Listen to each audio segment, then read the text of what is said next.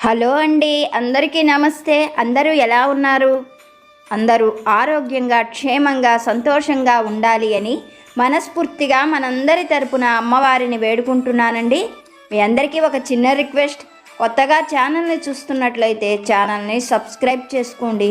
వీడియోని పూర్తిగా వినేందుకు ప్రయత్నం చేయండి. వీడియో నచ్చిందనిపిస్తే ఒక లైక్ చేయండి, సపోర్టు చేయండి. అలాగే నన్ను సపోర్టు చేసి లైక్ చేస్తున్న ప్రతి ఒక్కరికి కూడా పేరు పేరున నా హృదయపూర్వక ధన్యవాదాలు. మన సాయి సద్గురువుల దివ్యానుగ్రహంతో మన జీవితంలో వచ్చే ప్రతి సమస్య కూడా తప్పకుండా తొలగిపోతాయి. మీ అందరి తరపున నేను కూడా బాబా గారిని మనస్ఫూర్తిగా పాదాల నుండి వేడుకుంటున్నాను. ఈరోజు బాబా గారు ఒక చక్కని సందేశాన్ని మనకి అనుగ్రహిస్తున్నారు. దత్తావతారులైన శ్రీ సాయి సద్గురువులు మనకు అందించే దివ్య సందేశము ప్రతి క్షణము ఎప్పుడు గుర్తుపెట్టుకొని ఆచరించవలసిన సమర్థులైన సద్గురువు వాక్కులు. భక్తి శ్రద్ధలతో మన సాయి సందేశాన్ని వినండి. తల్లి, నువ్వు ఈ మాట కోసం ఎదురు చూస్తున్నావు అని నాకు తెలుసు. జరిగిన విషయంలో నీ తప్పు ఏమీ లేదు. అసలు నీకు సంబంధం కూడా లేదు. కానీ అందరూ నిన్నే అనుమానిస్తున్నారు, అవమానకరంగా మాట్లాడుతూ ఉన్నారు. నీకు అర్థమయ్యేటట్లుగా ఒక మాట చెప్పబోతున్నాను. నీ పరిస్థితి బాగోనప్పుడు నువ్వు ఎంత మంచిదానివే అయినా నీ మాటని ఎవ్వరూ నమ్మరు. ఎందుకంటే నీ మీద నిందపడింది. అది నింద అని నువ్వు నిరూపించుకోలేవు.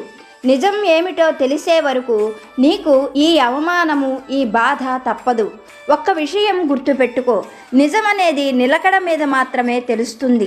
సత్యం ఎప్పటికీ దాగదు, అది నిప్పు లాంటిది. కనుక త్వరలోనే ఇప్పుడు నువ్వు పడుతున్న ఈ బాధకు నేను ఒక మంచి ముగింపును ఇవ్వబోతున్నాను. ఇప్పటిదాకా నిన్ను అవమానించిన వారు, అనుమానించిన వారే త్వరలోనే తమ తప్పు తెలుసుకుంటారు. అంతేకాదు, నిన్ను, నీ మంచితనాన్ని అవమానించినందుకు, అనుమానించినందుకు సిగ్గుపడతారు. నీ మంచి మనసు అందరికీ అర్థమయ్యే రోజులు త్వరలోనే రాబోతూ ఉన్నాయి. నీకు ఒక సత్యం చెప్పాలి, జాగ్రత్తగా విను. ధనవంతుడు దొంగతనం చేశాడు అన్నా ఎవ్వరూ నమ్మరు. కానీ ధనం లేని వారికి ధనం దొరికింది అన్నా సరే దొంగతనంగానే భావిస్తారు. ఇది లోకంలోని పోకడ. దీన్ని గురించి నీ మనస్సుని కష్టపెట్టుకోకు. లోకులను పలుకాకులు అంటారు. నువ్వు ఏమిటో నీకు తెలుసు. ఎప్పుడు నువ్వు తప్పు చెయ్యవు. ఎప్పుడు పరుల ధనం కోసం ఆశపడవు, తొందరపడవు. అందువల్లనే నీ మనసు ఇంత బాధపడుతున్నది, అవమానాన్ని సహించలేకపోతున్నది. ఒక్క మాట జాగ్రత్తగా విను. చంద్రునికి కూడా గ్రహణం పడుతుంది. ఇదంతా కూడా కర్మఫలం. త్వరలోనే నీ నిజాయితీ ఏమిటో నిరూపణ అవుతుంది. అది నిరూపణ అయ్యేటట్లు నీ సాయి తప్పకుండా అనుగ్రహిస్తారు. నీ సాయి సమర్థులపైన నమ్మకం ఉన్నది కదా. సాయి నాకు అనుకూలంగా చేస్తారు, నా నింద తొలగిస్తారు అని నమ్ముతున్నావు కదా. ఆ నమ్మకం అలాగే ఉండని. త్వరలోనే నీ పైన పడిన నింద తొలగిపోతుంది అని బాబాగారు ఒక మంచి సందేశాన్ని అనుగ్రహించారు. మన జీవితంలో కూడా ఎన్నోసార్లు మన ప్రమేయం లేకుండా, మన సంబంధం లేకుండానే అవమానపడవలసి వస్తుంది, మాటలు అనిపించుకోవలసి వస్తుంది. అలా మన ప్రమేయం లేకుండానే మనం మాటలు పడినప్పుడు ఎంతో బాధ అనేది హృదయానికి కలుగుతుంది. ఆ బాధ తొలగించగలిగిన శక్తి బాబాగారికి మాత్రమే ఉంది. బాబాగారు ఆ మాటే మనతో చెబుతున్నారు. మన సాయి చెప్పినటువంటి ఈ మాటలలోని సత్యం ఒక చక్కని కథ రూపంలో బాబాగారి అనుగ్రహంతో తెలుసుకోవడానికి ప్రయత్నం చేద్దాం. వీడియోని పూర్తిగా వినండి. నచ్చితే ఒక లైక్ చేయండి. పూర్వం ఒక గ్రామంలో ఒక గొప్ప జమీందారు ఉండేవాడు. జమీందారు కావడం చేత వందల ఎకరాల పొలము, పశువులు, ఎంతో గొప్ప సంపద, బంగారము, ధనము పుష్కలంగా ఉండేవి. జమీందారు భార్య పేరు అన్నపూర్ణమ్మ. జమీందారికి 4 కొడుకులు ఉండేవారు. ఆడపిల్ల కోసం అన్నపూర్ణమ్మ ఎంతగానో ప్రయత్నించింది. కానీ ఆమె ప్రయత్నం ఏమీ ఫలించకుండానే పిల్లలు చిన్నవాళ్లుగా ఉన్నప్పుడే జమీందారు అనారోగ్య సమస్యలతో కాలం చేశాడు. అప్పటి నుండి అన్నపూర్ణమ్మ ఆ 4 కొడుకులను ఎంతో క్రమశిక్షణగా, మంచి బుద్ధిమంతులుగా చదువు సంఖ్యలు చెప్పిస్తూ వాళ్ళను చాలా గారాబంగా పెంచి పెద్ద చేసింది. అన్నపూర్ణమ్మ 4 కొడుకులకి కూడా గొప్ప ధనవంతుల పిల్లలతోటి చక్కగా వివాహాలు కూడా జరిగిపోయాయి. జమీందారు కొడుకులెవరు అన్నపూర్ణమ్మ మాటకు ఎదురు చెప్పరు. కోడళ్ళు కూడా అత్తగారు ఎంత చెబితే అంతే ఉంటారు. నలుగురు కోడళ్లలో చిన్న చిన్న సమస్యలు వచ్చినా పెద్దరికంతో అన్నపూర్ణమ్మ వాటిని సరిదిద్దేది. అందరూ ఒక ఇంట్లోనే ఉండేవారు, ఒక వంట తినేవారు. అలా కోడళ్ళందరూ ఐకమత్యంతో, కొడుకులందరూ కలిసిమెలిసి ఉండటంతో అన్నపూర్ణమ్మ ఆనందానికి అంతులేదు. ఆ ఇంట్లో ఎప్పటి నుండో తరాల నుండి కూడా ఒక కాసుల పేరు వస్తూ ఉండేది. ఆ కాసుల పేరును ఆ ఇంటి పెద్ద కోడలకి కానుకగా ఇవ్వడం ఆ ఇంటి ఆనువాయితీ. ఆ పెద్ద కోడలు ఆ కాసుల పేరును ఎప్పుడూ ధరించి ఉండాలి అనేది ఆ ఇంటి నియమం. అలాగే అన్నపూర్ణమ్మ తన పెద్ద కోడలకి ఎంతో విలువైన ఆ కాసుల పేరును పెళ్లినాడే బహుమానంగా ఇచ్చివేసింది. ఇది ఇలా ఉండగా జమీందారు 4వ కొడుక్కి పెళ్లి జరిగి చాలా సంవత్సరాలవుతుంది. కానీ అతనికి సంతానం అనేది కలగలేదు. అన్నపూర్ణమ్మకు కొడుక్కి సంతానం కలగకపోవడంతో ఎంతో దిగులు అనిపించింది. ఆమె ఎంతోమంది పండితుల్ని సంప్రదించి కొడుక్కున్నటువంటి దోషాలు పోయేటట్లుగా పరిహారాలు చేసింది. తరువాత కొంతకాలానికి జమీందారు 4వ కొడుక్కి ఒక మగపిల్లవాడు పుట్టాడు. ఇంటిల్లిపాది ఎంతో ఆనందించారు, సంతోషించారు. ఆ పిల్లవాడికి జమీందారు పేరు కలిసి వచ్చేటట్లుగా శ్రీనాథరాజు అని పేరు పెట్టి పిల్లవాడిని అడుగు కింద పెట్టనీయకుండా చాలా గారాబంగా పెంచుతూ ఉన్నారు. నాయనమ్మ అన్నపూర్ణమ్మ అయితే ఆ పిల్లవాడిని ఎప్పుడు ఎత్తుకొనే తిరుగుతూ ఉండేది. అందువల్ల పిల్లవాడికి బాగా గారాబము, పెంకితనం కూడా అలవాటైనాయి. తన మాటను ఎవరైనా కాదు అంటే శ్రీనాథరాజు తన చేతిలో ఉన్నవన్నీ బయటకు విసిరివేసేవాడు. ఇలా ఉండగానే జమీందారు 4వ కొడుక్కి మళ్ళీ ఆడపిల్ల కలిగింది. ఆడపిల్ల కలగడంతో ఆ ఇంటిల్లిపాది ఎంతగానో సంతోషించారు. మహాలక్ష్మి తమకు పుట్టింది అని ఆనందించారు. అప్పటి వరకు చిన్నవాడైన శ్రీనాథరాజును అందరూ ముద్దు చేసేవారు, గారాబం చేసేవారు, ఎత్తుకొని తిప్పుతూ ఉండేవారు. కానీ ఆడపిల్ల చిన్నపిల్ల కావడంతో అందరూ ఆ పిల్లని ఎత్తుకోవడం, ఆ పిల్లని ముద్దు చేయడం, ఆ పిల్లనే బయటికి తీసుకెళ్లడంతో శ్రీనాథరాజు మనస్సు ఎంతగానో బాధపడేది. తనను ఎవరూ ఎత్తుకోవడం లేదు, ఎవరూ ముద్దు చేయడం లేదని చాలా కోపంతో ఉండేవాడు. తనకు వీలు దొరికినప్పుడల్లా తన చెల్లెల్ని గిచ్చటం, కొట్టడం చేస్తూ ఉండేవాడు. ఆ బాధ భరించలేక ఆ పాప పెద్దగా ఏడుస్తూ ఉండేది. ఇతను కూడా చిన్నపిల్లవాడు కావడం చేత ఎవ్వరూ కూడా ఏమీ చెయ్యలేకపోయేవారు. ఇది ఇలా ఉండగా జమీందారు గొప్ప ధనవంతుడు కావడం చేత అతని దగ్గర చాలామంది పాలేరులుండేవారు. కొంతమంది తాతల దగ్గర నుండి, తండ్రుల దగ్గర నుండి కూడా ఆ జమీందారు కుటుంబానికి పాలేరులుగా ఉంటూ ఉండేవారు. వారందరిలో గోపయ్య అనే ఒక పాలేరు ఉండేవాడు. అతనంటే జమీందారు భార్య అన్నపూర్ణమ్మకు ఎంతో అభిమానం. తన 4 కొడుకులతో సమానంగానే పాలేరైనా సరే గోపయ్యను అతని నమ్మకాన్ని బట్టి ఎంతో ప్రేమగా చూసుకునేది. గోపయ్య వయసుకొచ్చిన తరువాత తనకు తెలిసిన వాళ్ళ ద్వారా పట్నంలో ఉన్నటువంటి రాధ అనే అమ్మాయిని వివాహం చేసుకున్నాడు. అలా ఆ గోపయ్య, రాధ ఇద్దరూ కూడా జమీందారు ఇంట్లోనే పనిచేస్తూ ఉండేవాళ్ళు. రాధ చాలా చలాకీ అయిన అమ్మాయి, మంచి తెలివైన అమ్మాయి, బాగా కలుపుగోలుగా ఉంటూ ఉండేది. దానివల్ల అన్నపూర్ణమ్మ ప్రతి పనికి కూడా రాధనే వెంట పెట్టుకొని వెళ్ళేది. అయితే రాధతో ఇలా తిరగడం 4 కోడళ్లకు అసలు ఏమాత్రమూ నచ్చేది కాదు. ఏ చిన్న పని చేసినా రాధను ఎంతో మెచ్చుకునేది అన్నపూర్ణమ్మ. తన దగ్గర ఉన్నవి ఏవైనా సరే రాధ చేతిలో పెడుతూ ఉండేది. కోడళ్లకు బట్టలు కొన్నప్పుడు రాధకు కూడా ఒక చీర తీసుకునేది అన్నపూర్ణమ్మ. ఇలా రాధ పైన అన్నపూర్ణమ్మ ప్రేమ చూపించడం 4 కోడళ్లకు నచ్చకపోయినా అన్నపూర్ణమ్మ మాటకు ఎదురు చెప్పేవారు కాదు. ఇది ఇలా ఉండగా శ్రీనాథరాజుకి నడక రావడం, రాధ కాపరానికి రావడం రెండూ ఒకేసారి జరిగిపోయాయి. రాధ శ్రీనాథరాజుని చాలా బాగా ముద్దు చేసేది. రాధ మాటలంటే పిల్లవాడు బాగా ఇష్టపడుతూ ఉండేవాడు. రాధతోనే ఎక్కువగా తిరుగుతూ ఉండేవాడు. ఇలా ఉండగా పిల్లవాడు ఆ పాపను ఏడిపించటం, గిచ్చటం ఇవన్నీ కూడా ఇంట్లో వాళ్ళు భరించలేకపోయారు. కొన్నాళ్ల పాటు ఆ పిల్లవాడిని పట్నంలో ఉన్న మేనమామ ఇంటికి పంపిస్తే పిల్ల కొద్దిగా పెద్దదైన తరువాత మళ్ళీ పిల్లవాడిని ఇంటికి తేవచ్చు అని 4 కోడళ్ళు, అన్నపూర్ణమ్మ, కొడుకులు అందరూ నిర్ణయించుకున్నారు. ఆ మాటే పిల్లవాడితో చెప్పడంతో పిల్లవాడు ఏమాత్రం అంగీకరించలేదు. అయితే రాధ వచ్చి సర్ది చెప్పడంతో, బుజ్జగించడంతో పిల్లవాడు పట్నం వెళ్ళడానికి అంగీకరించాడు. రాధ పుట్టిల్లు కూడా పట్టణంలోనే ఉంది. కొంతకాలం పుట్టింట్లో ఉండి పిల్లవాడి ఆలనా పాలన చూసుకొని మళ్ళీ వాళ్ళు కబురు చేశాక అక్కడికి తిరిగి రావచ్చు అన్న ఉద్దేశంతో పిల్లవాడిని తీసుకొని వెళ్ళడానికి రాధ కూడా అంగీకరించింది. ఆ మర్నాడే జమీందారు కొడుకులు రాధను ఆ పిల్లవాడిని పట్టణానికి పంపించారు. ఇది ఇలా జరుగుతూ ఉండగానే ఆ రోజు పొద్దున్నే జమీందారు పెద్ద కోడలు తలస్నానం చెయ్యాలి అన్న ఉద్దేశంతో తన ఒంటిపైన ఉన్న కాసుల పేరుతో సహా విలువైన నగలన్నీ తీసి దేవుడి గదిలో పెట్టింది. ఆ తరువాత తలస్నానం చేసి పూజాధికాలు ముగించుకొని భోజనాలు అయిన తరువాత తన మెళ్ళో అలంకరించుకోవాలి అని పూజ గదిలోని నగల దగ్గరకు వెళ్ళి చూసింది. అయితే ఆ నగలలో అన్నీ ఉన్నాయి, కానీ కాసుల పేరు మాత్రం కనిపించలేదు. కాసుల పేరు కనిపించకపోయేసరికి పెద్ద కోడలికి కాళ్ళు చేతులు ఆడలేదు. ఎప్పటి నుండో తరతరాల నుండి వస్తున్నటువంటి కాసుల పేరు కనిపించకపోవడం ఆ ఇంట్లో ఆ రోజే జరిగింది. ఏం చెయ్యాలో ఎవరికి చెప్పాలో పెద్ద కోడలికి తోచలేదు. క్షణాల్లోనే ఈ వార్త ఇంట్లోని అందరికీ కూడా తెలిసిపోయింది. అందరూ అన్నపూర్ణమ్మ ముందుకి చేరారు. అప్పుడు పెద్ద కోడలు జరిగిన విషయమంతా అత్తగారితో చెప్పి కన్నీరు పెట్టుకుంది. ఆ సందర్భంలో రెండో కోడలు అన్నపూర్ణమ్మతోటి, మొన్న మీ పెద్ద కుమారుడు పట్నం నుండి వచ్చాడు. అతను పట్నంలో చదువుకుంటూ చెడు వ్యసనాలకు బానిసయ్యాడు అని నేను విన్నాను. అతడే డబ్బు కోసం తల్లి నగను దొంగిలించి ఉంటాడు. అతడు ఈరోజు ఉదయాన్నే పట్నం వెళ్ళిపోయాడు కదా, అతడిని పిలిపించి గట్టిగా నిలదీసినట్లయితే నిజమేమిటో తెలుస్తుంది అన్నది రెండో కోడలు. ఆ వెంటనే మూడో కోడలు అన్నపూర్ణమ్మతో, మొన్న మీ రెండో కొడుకు కూతురు నా నగలను తీసుకొని అలంకరించుకోవడం నేను చూశాను.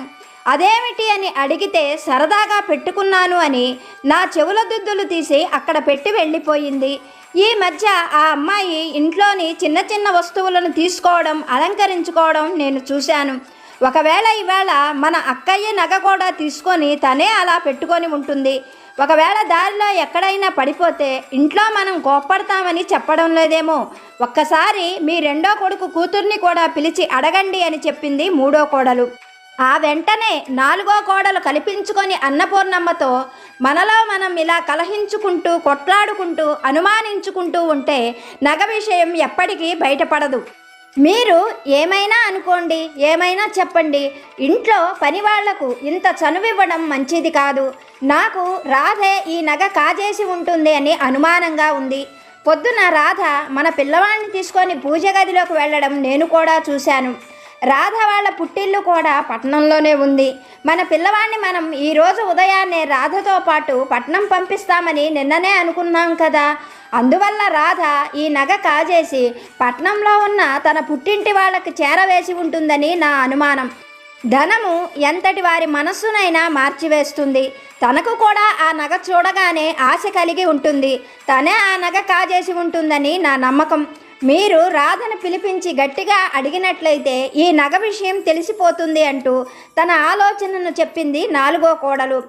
ఆమె మాట విన్నటువంటి నలుగురు కొడుకులు, మిగిలిన ముగ్గురు కోడళ్ళు కూడా ఆమెతో వంతపాడారు. అయితే జమీందారు భార్యకు మాత్రం రాధను అనుమానించడం ఏమీ ఇష్టం లేదు. రాధ చాలా మంచి మనసు కలిగిన పిల్ల. తనతో కలిసిమెలిసి తిరుగుతుందే కానీ తను ఇలా బంగారం కాజేస్తుంది అంటే జమీందారు భార్య ఏమాత్రం అంగీకరించడం లేదు. ఆమె మనసు రాధ దొంగతనం చేసింది అంటే నమ్మడం లేదు. అలా అని అక్కడ ఉన్నటువంటి పరిస్థితిని బట్టి ఎవరు దొంగతనం చేశారో కూడా జమీందారు గారి భార్య నిర్ణయించలేకపోతుంది. అప్పటికి అన్నపూర్ణమ్మ అందరికీ సర్ది చెప్పి పంపించి వేసింది. కానీ కాసుల పేరు ఏమయ్యిందో అన్న ఆలోచన మాత్రం అన్నపూర్ణమ్మను నిలవనివ్వడం లేదు.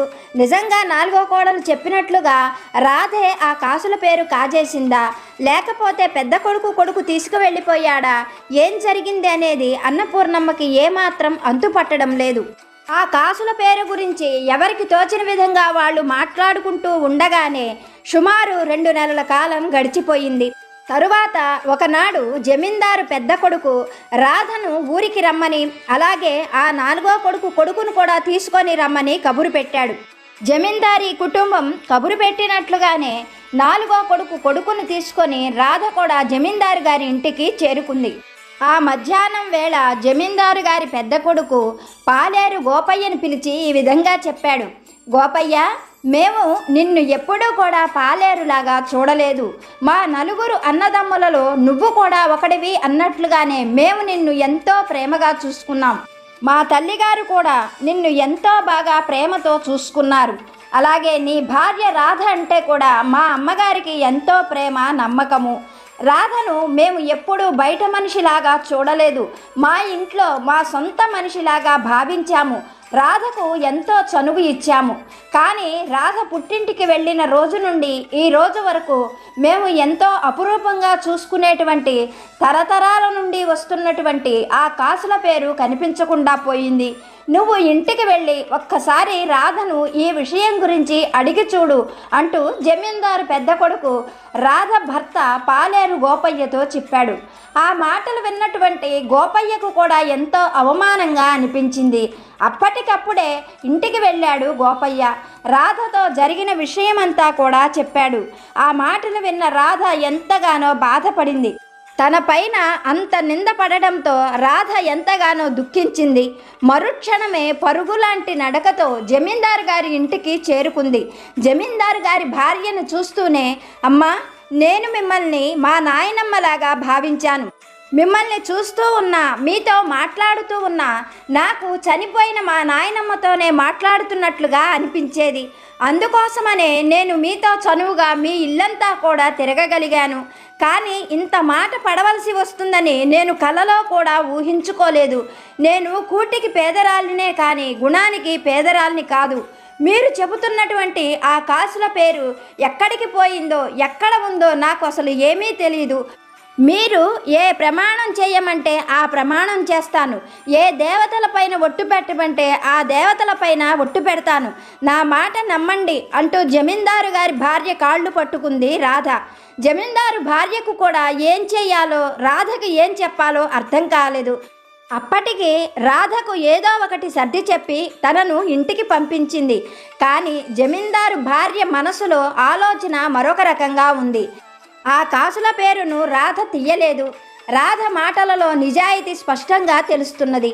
మరైతే ఆ కాసుల పేరు ఏమైపోయింది, ఎక్కడికి పోయింది? తన ఇంట్లోని తరతరాల నుండి వస్తున్న కాసుల పేరును ఎవరు దొంగిలించి తీసుకొని వెళ్ళగలరు? అసలు ఆ కాసుల పేరు ఏమైపోయిందో జమీందారు భార్యకి ఎంత ఆలోచించినా అంతుపట్టకుండా ఉంది. ఇలా కొన్ని రోజులు జరిగిన తరువాత ఒక రోజున పాలేరు గోపయ్య జమీందారు పెద్ద కొడుకు దగ్గరకు వచ్చి ఈ విధంగా చెప్పాడు. అయ్యా, వేసవికాలం మొదలయ్యింది. ఊళ్ళోని బావులన్నీ ఒక్కొక్కటిగా ఎండిపోతూ ఉన్నాయి. మన బావిలో కూడా బాగా మట్టి పేరుకుపోయింది. మన బావి పూడిక తీయిస్తే ఊళ్ళో వాళ్ళందరికీ మంచినీళ్లకు ఈ వేసవికాలం కరువు అనేది ఉండదు. మీరు ఒప్పుకుంటే రేపే బావి పూడిక తీసేవారిని పిలిపిస్తాను అని చెప్పాడు పాలేరు గోపయ్య. అందుకు జమీందారు పెద్ద కొడుకు కూడా అంగీకరించడంతో ఆ మర్నాడే బావి పూడిక తీసేవారు పొద్దున్నే జమీందారు ఇంటికి చేరుకున్నారు. బావిలో పూడిక తీయిస్తున్నారు అని తెలిసినటువంటి జమీందారు నలుగురు కొడుకులు, కోడళ్ళు, భార్య అందరూ కూడా ఆ బావికి దగ్గరగా చేరుకున్నారు. అందరూ చూస్తూ ఉండగానే పనివాళ్ళు బావిలోకి దిగి కొద్ది కొద్దిగా మట్టిని తట్టలతో ఎత్తి పైన పడవేస్తూ ఉన్నారు. అలా వాళ్ళు బావిలో నుండి మట్టి తీసి బయట పడవేస్తూ ఉంటే ఆ మట్టిలో నుండి చెంచాలు, చెంబులు, చిన్న చిన్న పాత్రలు బయటపడుతూ ఉన్నాయి. వాటితో పాటుగా జమీందారు నాలుగో కొడుకు 2 ఏళ్లవాడు ఆడుకునేటువంటి ఏనుగు బొమ్మ కూడా బయటపడింది. ఆ బొమ్మను చూడగానే జమీందారు భార్య ఒళ్ళో కూర్చున్న చిన్నపిల్లవాడు పరుగున వెళ్ళి ఆ బొమ్మను చేతిలోకి తీసుకున్నాడు. గోపయ్య ఆ బొమ్మకున్న మట్టంతా కడిగి జమీందారు మనవడి చేతిలో పెట్టాడు. ఆ బొమ్మను చూస్తూ ఎంతో సంతోషంగా ఆ పిల్లవాడు మళ్ళీ వచ్చి జమీందారు భార్య ఒళ్ళో కూర్చొని ఈ వస్తువులన్నీ నేనే బావిలో పడవేశాను అంటూ సంతోషంగా వచ్చి రాని మాటలతో జమీందారు భార్యతో చెబుతున్నాడు. మనవడి మాటలకు ఎంతగానో మురిసిపోతున్న జమీందారు భార్య, ఈ వస్తువులే పడవేశావా, ఇంకా ఏమైనా వస్తువులు పడవేశావా అంటూ అతని ముద్దు మాటలు వినాలి అని మరీ అడిగింది.